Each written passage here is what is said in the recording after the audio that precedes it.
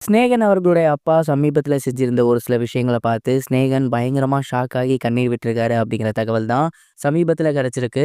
அது என்ன அப்படிங்கிறத இந்த ஒரு வீடியோல நம்ம பார்க்க போறோம். பிரபல பாடலாசிரியர் சினேகன் அவர்களுடைய அப்பா சமீபத்தில தான் 100 வயசு எட்டியிருந்தாரு. இந்த ஒரு நல்ல விஷயத்த அவங்களோட மனைவியும் சரி, அவரும் சரி ரொம்பவே கிராண்டா செலிப்ரேட் பண்ணியிருந்தாங்க.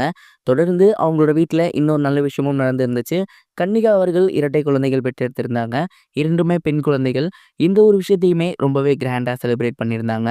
தொடர்ந்து அவங்க லைஃப்ல அடுத்தடுத்து என்ன நடக்குது அப்படிங்கிறது வெளிவந்துட்டு இருக்கு. அந்த வகையில சமீபத்தில என்ன நடந்திருக்கு அப்படின்னா, சினேகன் அவர்களுடைய அப்பா இருக்கார் இல்லையா? அவரு அவங்களோட பேர குழந்தைகளுக்காக ரொம்பவே சூப்பரான ஒரு விஷயம் பண்ணியிருக்காரு. அது என்ன அப்படின்னா, இதுநாள் வரைக்கும் அவர் சம்பாரிச்சு வச்சிருந்த சொத்துக்கள் எல்லாம் இருக்கு இல்லையா? அது எல்லாத்தையுமே அவங்களோட பேர குழந்தைகள் பேர்ல எழுதி வச்சிருந்திருக்காரு.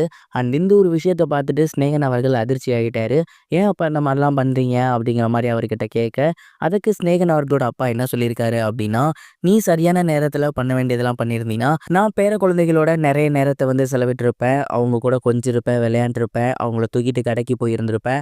அதெல்லாம் தாண்டி அவங்கள ஸ்கூலுக்கு கூட்டி போறது, கூட்டிட்டு வர்றது அப்படின்னு ஏகப்பட்ட விஷயங்கள் என் பேர குழந்தைகளோட நான் பண்ணியிருப்பேன். ஆனா, இது எல்லாமே உனக்கு ரொம்ப தாமதமா தான் நடந்துச்சு. இப்ப என்னால இதுக்கப்புறம் அதெல்லாம் பண்ண முடியுமான்னு கேட்டா, கண்டிப்பா முடியாது. இப்போதைக்கு என்னால என் பேர குழந்தைகளுக்கு குடுக்க முடியிறது அப்படின்னா, என்கிட்ட இருக்க சொத்துக்கள் மட்டும்தான். நான் உன் அளவுக்கு மிகப்பெரிய அளவுல சம்பாரிக்கல அப்படின்னாலுமே, ரொம்ப உழைச்சு சந்தோஷமா ஒரு சில விஷயங்கள் நான் சேர்த்து வச்சிருக்கேன் சொந்தமா. அந்த சொத்துக்கள் எல்லாத்தையுமே என்னோட பேர குழந்தைகள் பேர்ல இருக்கணும். அது நான் கண்ணால பார்க்கணும் அப்படிங்கிற மாரி சொல்லியிருந்திருக்காரு. அண்ட் இத பார்த்துட்டு சினேகனும் சரி, அவங்களோட ஒய்ஃபும் சரி பயங்கர எமோஷனல் ஆகியிருக்காங்க. சினேகன் அவர்களோட அப்பா செஞ்சிருந்த இந்த ஒரு விஷயம் இப்ப சோசியல் மீடியால ரொம்பவே வைரலா போய்க்கிட்டு இருக்கு.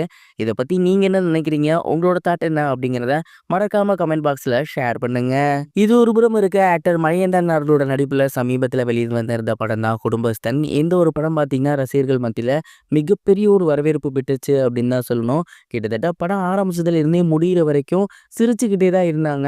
அந்த அளவுக்கு இந்த படம் மிகப்பெரிய ஒரு ஹிட் அடிச்சிருக்கு. கிட்டத்தட்ட 18,00,00,000 ரூபாய் இந்த படம் பார்த்தீங்கன்னா, ஏர்ன் பண்ணியிருக்கு. மணிகண்டன் அவர்களோட கரியர்லேயே அதிக சம்பாரிச்ச பணம் அப்படின்னா, அது இந்த படம் தான். இந்த படம் பார்த்தீங்கன்னா, தியேட்டர்ல இப்போ ரொம்பவே நல்லபடியா போய்க்கிட்டு இருக்கு.